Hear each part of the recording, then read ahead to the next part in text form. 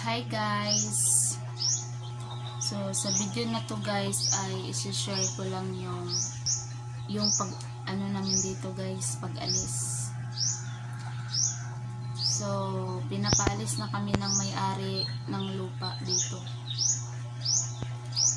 Sa totoo guys, sa totoo lang,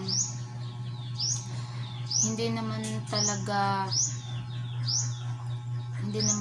kami nagpaalam doon sa may-ari ng bagong may-ari, kumbaga anak ng may-ari ng lupa. Hindi naman talaga kami nagpaalam noon bago kami nagtayo ng bahay. So ngayon guys ay galit na galit sila sa papa ko kung kaya pinapalayas na kami.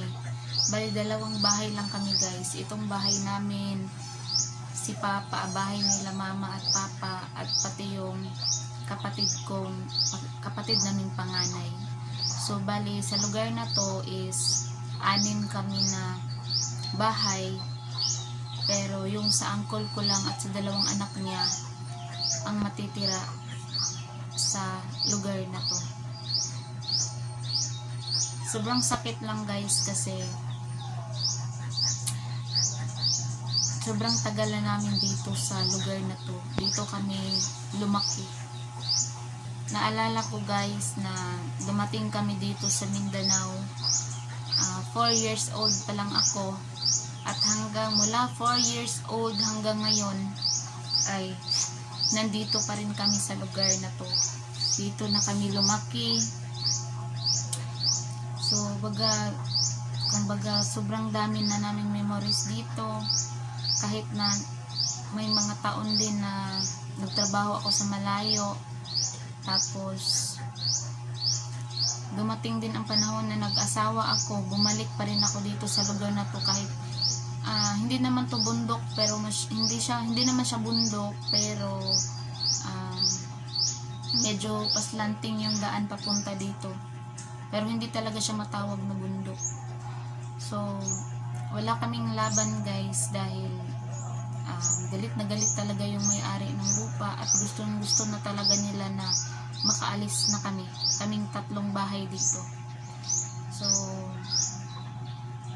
nag-iisip pa lang kami ngayon kung saan yung simulan namin, dito ba sa loob, dito na ba sa loob ng bahay namin, or doon ba sa kusina. So yun, nag-iisip pa rin kami guys. Actually guys, meron pang magharap-harap muna yung may-ari ng lupa at saka yung papa ko doon sa DAR ngayong sa susunod na mga araw. So after nun guys, kung